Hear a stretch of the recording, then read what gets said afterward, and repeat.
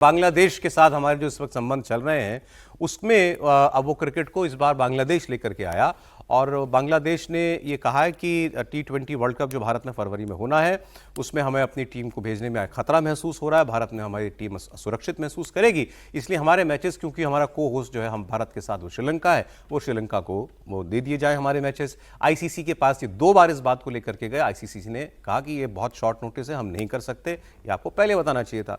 अब जाकर के अब आज ही वो तारीख है 10 जनवरी, जब ये आखिरी फैसला लेना था बांग्लादेश को कि आप टीम भेजेंगे या नहीं भेजेंगे। नहीं भेजेंगे तो आप डिस्क्वालीफाई, आप टूर्नामेंट में नहीं खेल पाएंगे। नहीं खेलना है तो आपको भारत में आकर ही खेलना पड़ेगा।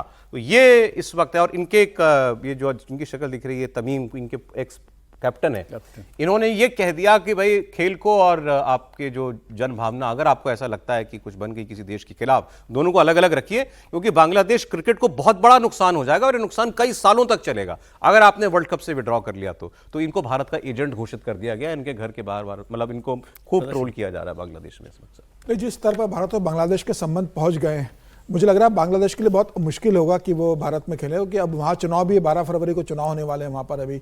और जिस तरीके से भारत एंटी इंडिया सेंटिमेंट वहाँ जिस तरीके से हो रहा है, रोज हिंदुओं की वहाँ हत्या की जा रही है, कल भी एक हिंदू को वहाँ पर मारा गया है, हिंदू लोग वहाँ प्रदर्शन कर रहे हैं अपनी सुरक्षा को लेकर, भारत उन्हें चेतावनी दे रहा है कि भाई हिंदुओं को वहाँ कुछ होना नहीं चाहिए।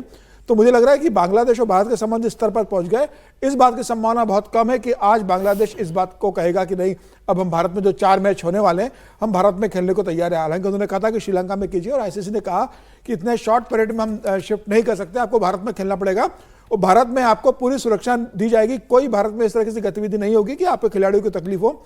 इसके बाद भी अगर वो तैयार नहीं हो रहे, 2 बार अपील कर चुके हैं, आईसीसी मना कर चुका है, तो मुझे लग रहा है कि जिस तरीके से कंडीशन है वही शायद इस बात के लिए सहमत होंगे।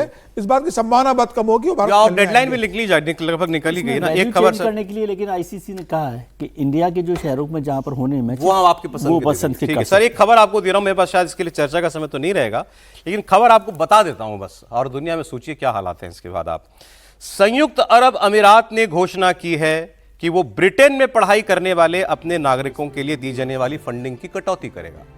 यूएई जो वीजा, जो भी स्कॉलरशिप वगैरह देता होगा अब इंग्लैंड में पढ़ने के लिए बच्चों को, उसमें कटौती करेगा। क्यों?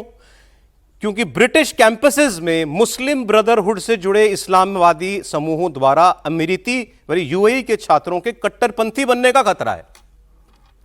एक इस्लामिक देश यूके में अपने बच्चों को पढ़ाने में डर रहा है कि ये वहां जाते हैं पढ़ने के लिए और वहां की यूनिवर्सिटियों में कट्टर बन के वापस आते हैं। एक लाइन सिर्फ इस पे, मुसलमान देश डर रहा है कि पश्चिम में मुस्लिम बच्चा कट्टरपंथी हो जाएगा।